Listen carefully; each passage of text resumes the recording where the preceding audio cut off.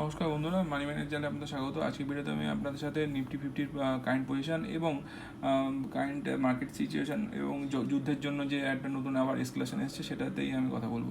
এখানে দেখতে পাচ্ছি নিফটি ফিফটি কারেন্টলি 23,777 ট্রেড করছে, প্রায় 197 পয়েন্ট উপরে, এবং এর মার্কেট যখন ওপেন হয়েছিল 23,500 লেভেলে, সেখান থেকে গ্যাপ আপ ওপেনিং আসে 23,600 লেভেল ক্রস করে 700 লেভেলে আসে, সেখান থেকে আবার 23,700 লেভেল ক্রস করে আর 23,800 লেভেলটাকে ছোঁয়ার চেষ্টা করে মার্কেট, কিন্তু সেখান থেকে ছুঁতে পারেনি। সেখান থেকে আবার টাচ করে সেই লেভেলটা নিচের দিকে চলে আসে মোটামুটি দিনের শেষে 23,777 এসে ক্লোজিং দেয়।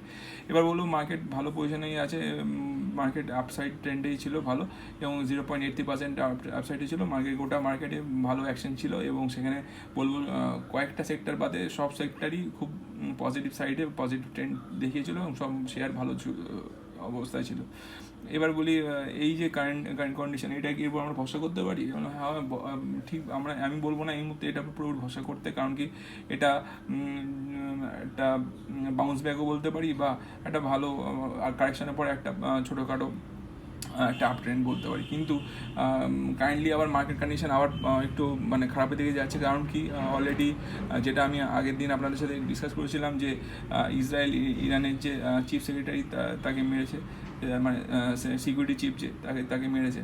এবার সেই খবরটা আমি তখন বলেছিলাম যে ইরান তখনও কনফার্ম করেনি, কিন্তু গতকালই আবার শেষ রাতের দিকে ইরান সেখান থেকে কনফার্মেশন দিয়েছে যে হ্যাঁ মারা গেছে।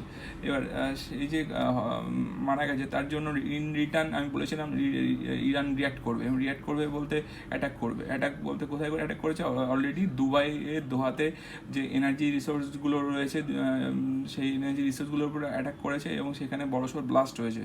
এবং সেই ব্লাস্টের জন্য যে দুবাইয়ে যে সোর্সগুলোর উপর অ্যাটাক হয়েছে তাতে বড়সড় একটা এসকেলেশন এসছে। এই এসকেলেশনটার জন্য হয়তো মার্কেট আবার রিয়াক্ট করবে, এবং তাতে দেখা যেতে পারে ক্রুড অয়েলের প্রাইস যেটুকু ডাউনে এসেছিলো গতকাল 101 টাকাতে, সেখান থেকে বেড়ে আবার যেন জাম্প করার চান্স আছে, এবং সেটার জন্যই আমি আপনাদের অ্যালার্ট করছি। তাছাড়া ইউএসএও আবার স্টেট অফ হরমুজের উপরে অ্যাটাক করেছে, এবং সেখানে যে মিলিটারি বেস আছে ইরানে সেটার উপর অ্যাটাক করে আছে, এবং সেখানে ইরান বলছে যে আমরা সম্পূর্ণরূপে স্টেট অফ হরমুজটা বন্ধ রাখছি, যেটা খুলেছিল ইরান কিছুটা হলো।